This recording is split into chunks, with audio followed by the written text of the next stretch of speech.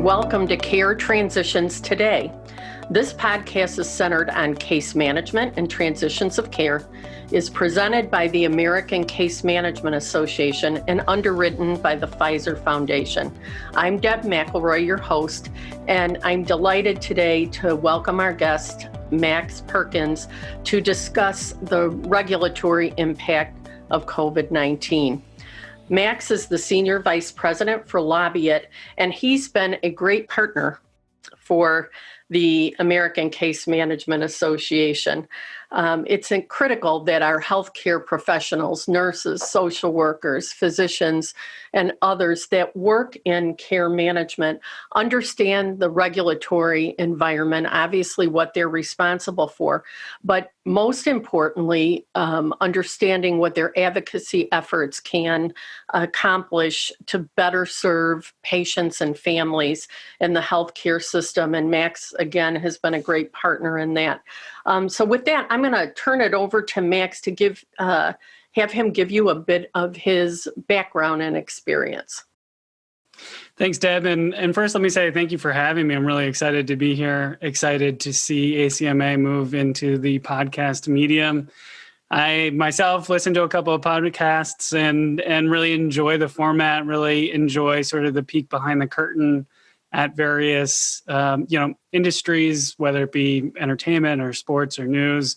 Really think that they give a different perspective that you don't really find in media these days. It's more conversational, more familiar, and you really get to feel like you are a part of the conversation. So thank you for having me.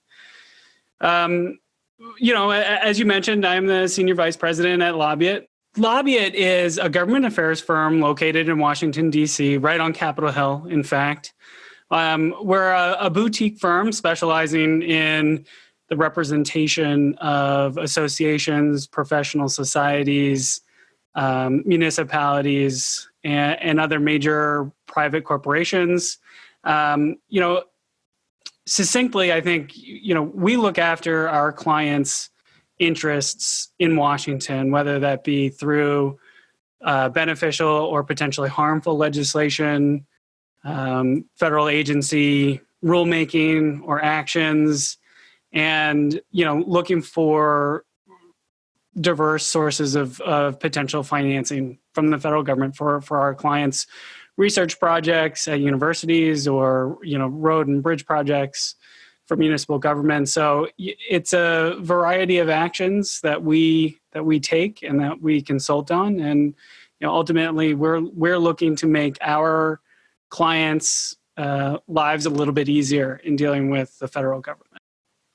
Okay, that's great, Max. Thanks. And I would just say, I know from your background, you have been always very bipartisan in your work when you were in the Senate and with other state and local agencies. That's been a great benefit to ACMA. And I guess with that, it kind of walks us into if you can provide a recap on federal agency action in response to COVID-19. That's really what our audience, I think, is concerned about. What has happened, what's current state, and then what does the future look like? Yeah, sure. So, the federal government has taken a number of actions in potential relief of the pandemic's impacts. They've made some major regulatory changes at the agency level. Congress has passed a number of bills containing trillions of dollars in support for different sectors of the economy, state and local governments, the aviation sector, healthcare, obviously, is another large relief fund that they created. And then, of course, small businesses and unemployment assistance. And I think we're likely to see more. When, we just don't know at the moment. Congress is slated to come back from their traditional August recess next week, and I'm sure negotiations will sort of kick off or restart in earnest when everybody's back in Washington and thinking about how how this might affect the general public moving toward the general election in November. But stepping back for a second, looking at the regulatory changes that have been made by CMS and HHS to sort of ease those burdens on healthcare providers and practitioners, they've really come in sort of, four major buckets, really five major buckets. First, states were able to request certain policy waivers of CMS. Those were almost resoundingly approved in short order by CMS. And then CMS, through the Secretary's authority, were able to augment and sort of relieve some of the burdens of traditional regulations on providers. And I guess those really come in three different buckets. So, I think the first is we saw a major expansion of telehealth policies to really help folks with surge capacity, ensuring that non-COVID patients didn't mix with COVID patients, and ensuring that hospital operations could remain as close to normal as possible. I know that was really difficult in the beginning with staff furloughs and whatnot, but I think what we saw was that telehealth played a really critical role in how hospitals responded to the new normal, or I guess the temporary normal.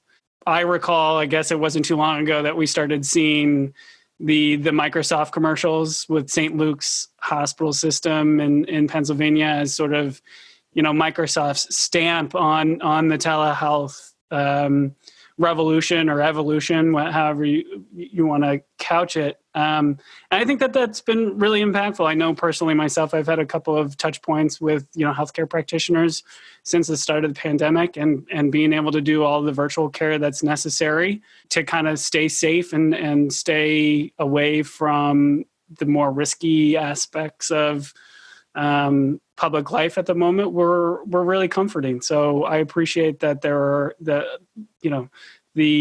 healthcare sector was so quickly able to pivot toward those services. The second bucket, I would say, really deals with hospital operations.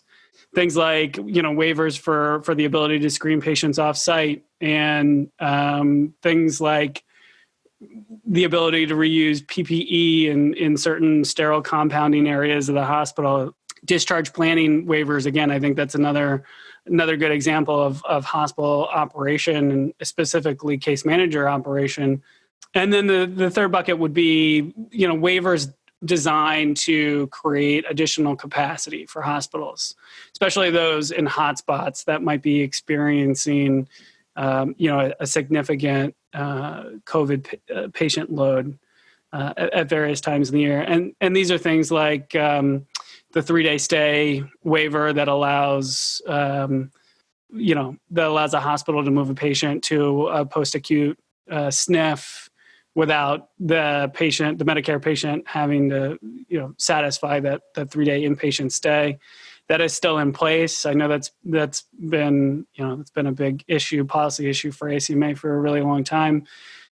I think that's really done a good job at being able to efficiently and effectively move patients from setting to setting. And then maybe there's sort of a separate fourth bucket here that I would call setting specific waivers. These are waivers specific to hospice or home health agencies or SNFs and their daily operations as well. There may be some listening to this podcast where the use of the acronym SNF, which is skilled nursing facility, might not be intuitive. So in just a sentence or two, can you just talk about that 3-day stay or the Threemidnight rule, just to give a description for those who aren't as familiar? Yeah, sure. So the 3-day rule goes back to, Medicare's founding, and essentially the rule goes something like this. In order for a traditional Medicare beneficiary to access their skilled nursing facility benefit, they need 3 days of inpatient hospital care before they can be moved to that SNF setting.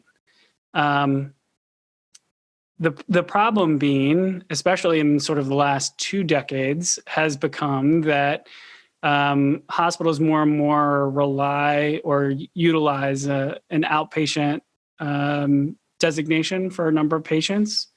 And so oftentimes patients can either experience a long outpatient stay, which is defined by HHS as 3 days or more, or they could experience some combination of outpatient and inpatient care, and which still might not get them to that 3-day inpatient stay requirement.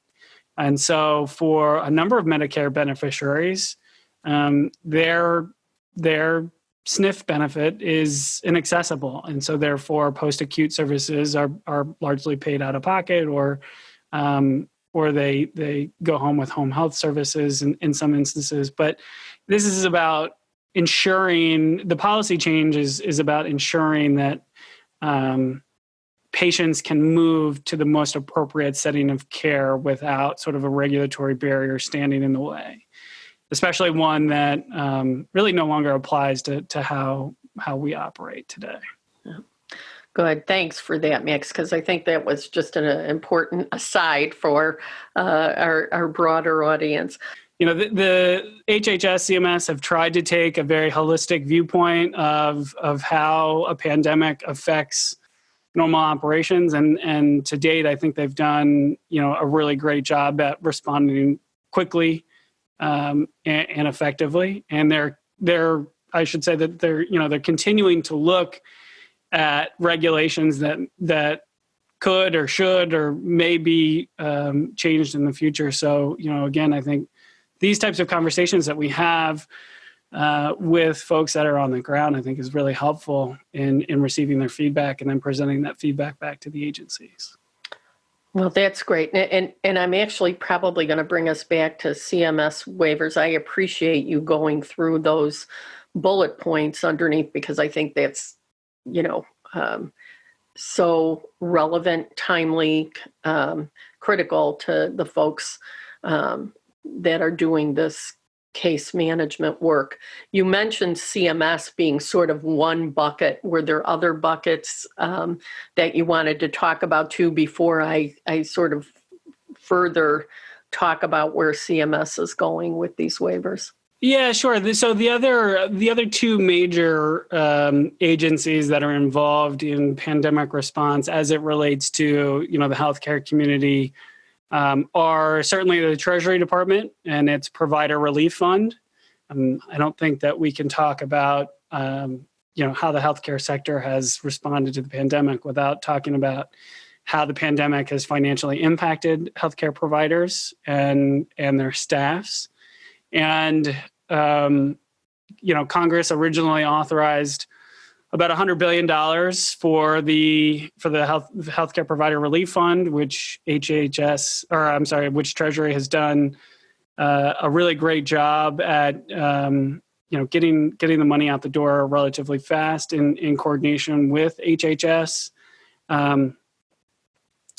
There was an extra $75 billion that was allotted to the healthcare provider relief fund. Those funds are still going out the door, and HHS, and Treasury are looking collaboratively at what other specific sectors or participants in the community need assistance. So they've looked at everything from acute hospitals to critical access hospitals, rural hospitals, disproportionate share hospitals. They singular practices and providers. They've specialty practices. They've really done an excellent job of considering how again, different participants have been affected. And then, of course, FEMA was sort of the point agency at ensuring that supply lines of PPE and other critical materials for healthcare providers were accessible in the early days of the pandemic. And then two, making sure that the state governments and then the healthcare entities themselves had enough of those materials. And, this was sort of the agency, I think, that kind of caught a bad rap in the media on a couple of instances where, we might have seen the agency step in and take a shipment of PPE bound for Massachusetts, I think was probably the best example, and collect it, make sure that it was available for the national storage so that there, were other areas of the country that were sort of in need had access. And of course they eventually worked that out with Massachusetts, but that sometimes tough decisions have to be made, I guess, in a crisis situation, and FEMA isn't always the best at doing that. And they're sort of an easy target for criticism, but largely they have done well in making sure that what's critically needed can be accessed, or that those materials will be secured in the future to ensure that shortages either don't last very long or that they don't happen in the future. So those are the additional agencies, I think. And then, of course, the White House Task Force, which is made up of experts from NIH and CDC and other vital agencies working to, mitigate the impacts of the pandemic, has also played a very critical role. Okay, good. So that great broad overview. So I'm going to circle back because I think there's intense interest from the folks listening to this who use this in their daily operational lives. Let's go back to the CMS waivers. First, you talked about telehealth, and that is something that's been on the precipice of really exploding anyway. It's something we've been talking about for a long time. But now we have this being a critical resource, something that was necessary for the pandemic. So, the genie is a bit out of the bottle here. What do you see for the future? What any thoughts, comments? Current state CMS waivers are still in place, correct? That's correct. Where do we go from here? Yeah, so like with anything working with the federal government, it's a bit of a mixed bag, and it's very complicated. There are some authorities that the CMS will have unto itself without intervention from Congress, that once the pandemic is over, they may be able to utilize those authorities outside of a public health emergency declaration to continue some of the telehealth waivers, or to permanently change policy around the use of telehealth. However, there are going to be several statutory changes that need to be made by Congress, and of course, that's sort of the $1 million question right now is how quickly does Congress react to the effectiveness of the telehealth revolution because of the pandemic. And as you would probably imagine, there are stakeholders in Congress, congressmen and women and senators who care very deeply about healthcare policy that have already begun to contemplate what those measures should look like. In fact, we've already seen a couple of bills introduced, one in particular on the House side, a bipartisan effort from a group of House Ways and Means members that would extend some of the waiver policies. But ultimately, it's a lot will come down to the results of the election. What does the next Congress, the makeup of the next Congress look like? Do Dems retain control in the House? Do they take over control in the Senate? Is there a Biden administration in place, or is it a Trump administration? If it's a status quo election and we continue to see a divided Congress and a President Trump, I could easily see the president maybe trying to take some steps through executive action and the power of the pen to implement and to continue some of the telehealth waivers. But it's going to be a complicated and messy, I think, resolution to these wonderful policies and these wonderful tools that have now been given to healthcare providers. You certainly don't want to claw those back, or you certainly don't want to put those on ice, given how successful they've been. I can only speak for my own experience and how wonderfully helpful, Zoom and Microsoft Teams and WebEx have been in conducting our business, that I can only imagine how helpful it's been for, providers to utilize in, responding to their patient demands for access to healthcare during a pandemic. So, it is. It's gonna take a while, but I do ultimately expect that a lot of what we've seen, a lot of the utilization will stick around, and CMS and Congress will figure it out, make sure that those investments were made.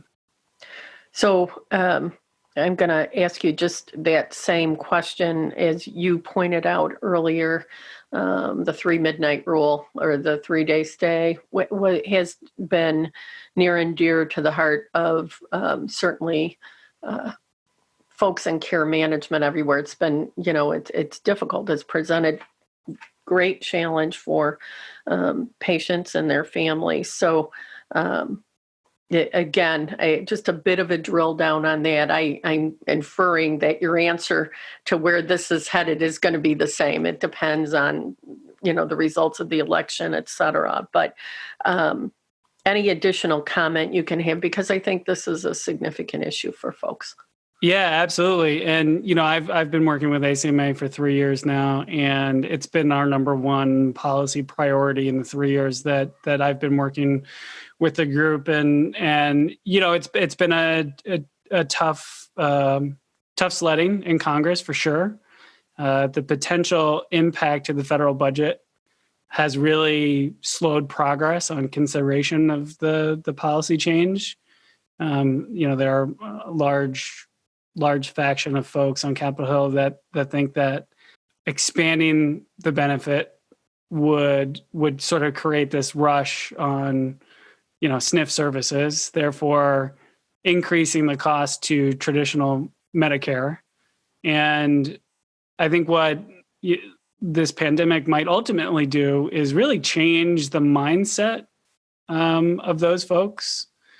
I think that with the expansions of home health and the technology surrounding home health and remote monitoring and telehealth, again, I think more and more patients will opt to go home rather than maybe visit a SNF on a temporary basis.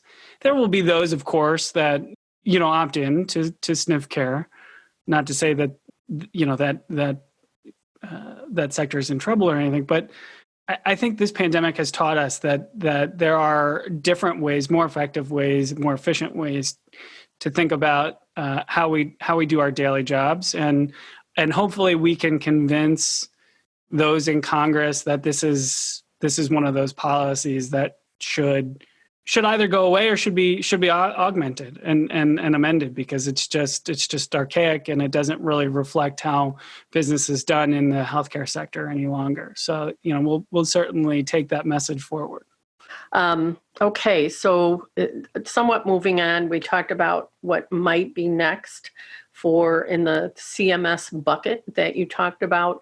Any comment on what you see going forward from Treasury efforts? I mean, obviously this is ongoing. The $75 billion is being allocated.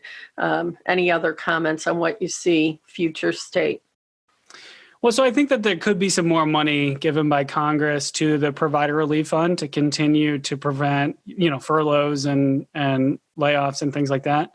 How much money is anybody's guess. I mean, if I had a crystal ball on that, I certainly use it to my advantage. But no, I think time will tell. September will be a really crucial month especially as, states continue their reopening plans and healthcare providers get back to start to inch closer to normal operations. It depends on, what the continued impacts of the pandemic are. But, and then of course, in a potential second wave scenario, if we're going to do this all again during flu season or the early part of next year, that could really throw a huge wrench into how the federal government reacts, a second time around. Okay, good. Same question around FEMA. Any change in strategy? I mean, obviously this is ongoing for them, particularly in anticipation of a potential second wave. Anything that you think the election would influence, or any change in what they're doing now? There's been some lessons learned. You talked about that earlier. Yeah. So I think that the election outcome could potentially change FEMA's outlook a little bit on how it's assisting, states, public health institutions, and the private sector as well. I think that assistance might go up. Especially financial assistance could be elevated in a Biden administration. There are some regulations right now around cost sharing of purchases under a program called Public Assistance Program that FEMA operates, which is sort of the main response and recovery program designed for state and local government agencies, whether it be the elected government itself or a sub-agency like a public healthcare institution to utilize. There, we could see some changes around that make it more affordable for, hospitals, public hospitals to get access to PPE and other materials. So that's one potential change to look for in a blue administration. But other than that, I think FEMA obviously will continue to play a major role in securing supply lines and making sure that supplies are available in the U.S. Of course, they are dual-minded at the moment with hurricane season and Hurricane Laura having just hit. So they are doing an incredible amount of work at the moment, and I can't imagine really what it's like inside the agency these days. Yeah, for sure. They have their work cut out for them. Okay, Max, well, we have an election around the corner, and just interested to hear your thoughts on just the impact of the election on healthcare now, where that's gonna leave us, what we need to be thinking about. Sure. So, there are a couple of big ticket items that have been left unresolved because of the pandemic and for other political reasons, things like surprise billing, prescription drug costs. These issues could potentially be taken care of in a lame duck session after the November election. But I think probably they'll be addressed by the new Congress. I can't imagine, given the way that our national political differences have widened in the last several months. I can't imagine that the lame duck session will be all that productive, but I guess Congress could prove me wrong there. And then of course it comes down to what happens in the next Congress and where the priorities lie come down to, what happens. So if the suburban revolt against Republicans continue from the 2018 elections and Democrats sweep into power, things like shoring up the ACA, even, as Biden's proposed a public option on the healthcare exchanges, I think that will probably take precedent, especially given how important access to healthcare has been during the pandemic. And if for some reason the national polling to date, I think, I've seen a couple of polls this morning that Biden is up nationally by 7 or 8 points. If those happen to be wrong again and Trump, ekes out another close electoral victory, I could see again, I think surprise billing could be on the table. Prescription drugs could certainly be on the table.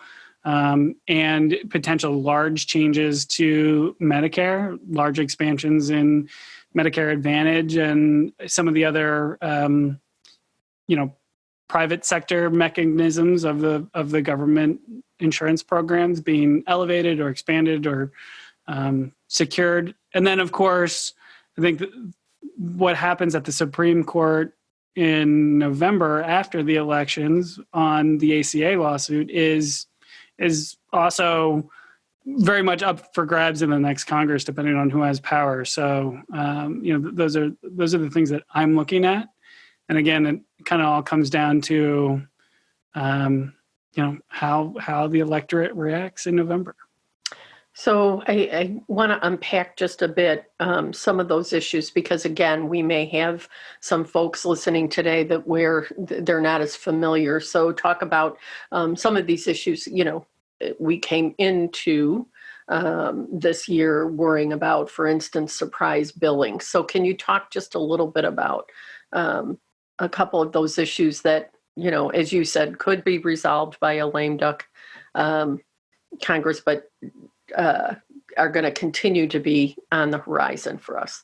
Yeah, sure. So surprise billing is really a private health insurance issue. So if an individual gets hurt in a biking accident or a car accident and is taken to the hospital, even if that hospital, the facility itself, is in network, sometimes the individual providers can be out of network for that individual's health insurance. And so there's often, a large out-of-pocket expense that individual has to take on. And that's really what we mean by surprise bill. So Congress is looking at how do we solve that issue, and really the onus right now should be on the provider, the facility, and the health insurance company, and we want to ensure that the patient is not that burdened in this process. And there are two solutions are on the table at the moment. One would force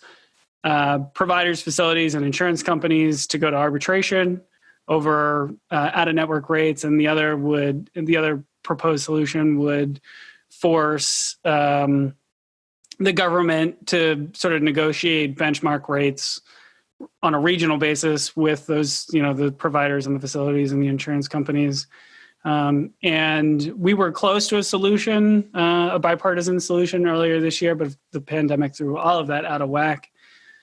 So we'll see how that gets resolved. Prescription drug billing, or prescription drug prices, I should say, sorry. That issue centers around how much government involvement is there in the pricing scheme.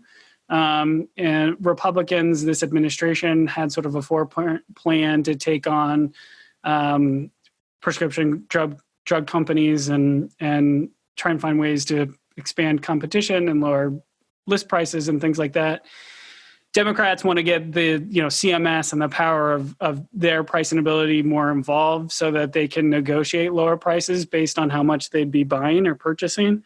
There'd be some price controls involved in that effort as well, and so those are the two divergent paths before Congress at the moment on prescription drug pricing. And the ACA lawsuit, which is a lawsuit that was brought against the Affordable Care Act by the state of Texas and several other red states, that claimed that essentially that the ACA was unconstitutional once Congress reversed the individual mandate to purchase health insurance and the associated penalty for not purchasing health insurance. And so that has made its way through the court system. Lower levels in Texas of federal courts have agreed with the state of Texas. The Trump administration has jumped in to support Texas's stance, which is, could be problematic for the Affordable Care Act in a second term. But the Supreme Court has just announced recently that oral arguments in the case will take place a week after the elections in November. And so it kind of takes this court case out of the realm of as a political issue, but it'll be very enlightening to see how a conservative majority Supreme Court deals with this issue, knowing that it was a Republican-led issue, the administration supports it, and the targeted legislation was sort of the hallmark of a Democratic administration and really the lasting legacy of Obama's term as president. So, it'll be very interesting. A lot of moving parts to look at next calendar year. Well, good. And I look forward to maybe revisiting some of these issues post-election with you to get an update. Okay, moving on. I'm going to go to your last bucket that you talked about. We have a White House task force, and just your thoughts on, is there anything in the future you think that would impact? Obviously, they convened this task force to make sure we had a timely and public-facing response. Is it going to change anything in the future post-COVID, which we hope comes sooner rather than later? Well, there could be. Oh man, in a Trump administration, I think that they're in a potential second term. I think that I would be worried that the task force might be mitigated or lessened in some way. That's just, I guess, a gut concern at the moment, just given how the president has tended to operate, in that he tends to be his best messenger and his most trusted messenger.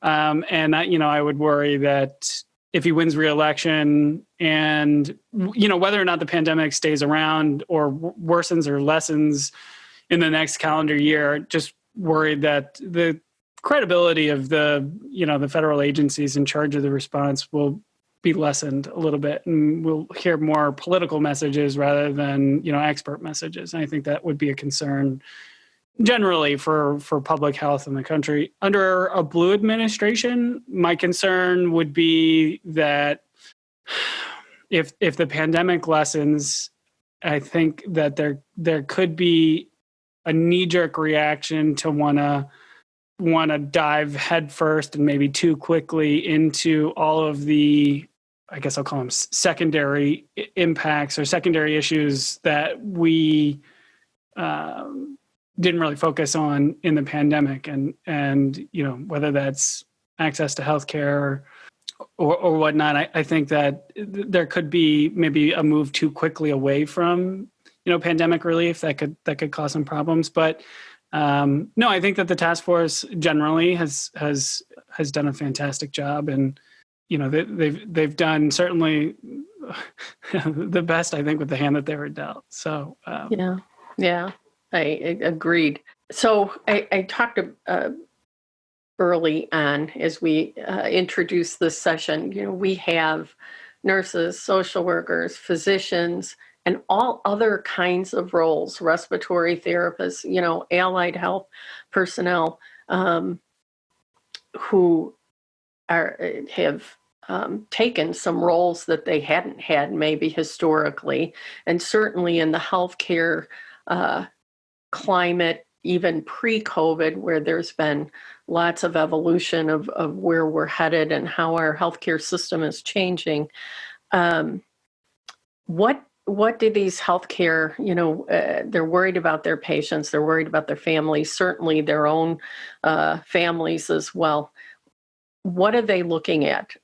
We've had some major pieces of legislation. You talked about trillions of dollars going out the door, but as they're moving forward, what are they thinking about that's important in terms of advocacy? Yeah. So I think one, ensuring that the provider relief fund is designed or changed to take on some of the impacts that may yet still come from the pandemic. And again, we talk about a second wave, and what does that do to hospital operations, and do hospitals respond the same way that they responded in, to the first wave? Is it, do they move staff around or utilize staff in a different way? Did they invest in telehealth services and technology that might help prevent, some of those layoffs or furloughs so that staff can remain in place and on the job, essentially? I think that so looking at how that provider relief fund responds and can be flexible in the future is important. And then what were some of the really useful waivers or useful procedures that we implemented during the pandemic and the response to the pandemic that would also be helpful in, quote, normal operations? And then finding those policies, those regulations, and filtering those up to Congress to ensure that they're aware of the benefits of manipulating those waivers or those policies, and then certainly the same with CMS, so that they understand, what horses are out of the barn that might not never get back in the barn, so to speak, right? Like I think that's going to be an interesting exercise from all kinds of stakeholders, the healthcare practitioners themselves, the hospital institutions. So it'll be interesting to see how advocacy changes moving forward. That's great. So I think you've given us a great broad overview. I guess I would just sort of start wrapping up with what kinds of things are you working on that you think would be important for our listeners who are worried about being a healthcare professional? Is there anything else that we haven't talked about today? This is such a fluid, changing time. I think you mentioned complexity early on. Certainly that holds true. Anything else that we haven't talked about that you think we need to be mindful of? Well, I think, I'm of course biased, but I think getting involved at a grassroots level with an organization like ACMA is going to be really important. Again, I don't know if Congress or CMS fully understands how the pandemic has played out across the country with respect to hospital operations, patient care. And so if there are, if there are policies or procedures that have been changed for the better or for the worse in your daily jobs, make sure that that's being discussed. Now, obviously, within, your own institutions and within your own, work circles. But I would encourage everybody to get involved to help ensure that Congress is informed. We have a national election coming up. And so, progress on policy might be stalled for a little bit here while we get our country's political house in order. But after January, no matter who's sworn in toward the end of the month, we're going to snap back to arguing and fighting over policy and debating which ways we want to go, particularly with regard to healthcare policy. And so I think it's really important for people to take a little bit of ownership about how we can help make their jobs a little bit easier on a daily basis, a little bit more effective. And so, we would love to hear from you. That's great. Well, thanks for that. I couldn't agree with that more. I think that involvement, and we've seen that with some of the previous work with ACMA. So really important. I think that sort of wraps up the questions that I had today. I really want to thank everyone for being part of this episode today. If our audience has any questions or comments about today's episodes, or if you'd even like to suggest a topic for consideration, you can go to acmaweb.org or send us an email at podcast@acmaweb.org. Max, I want to thank you for being with us today. Really appreciate it. It's important information at a difficult time. So thank you.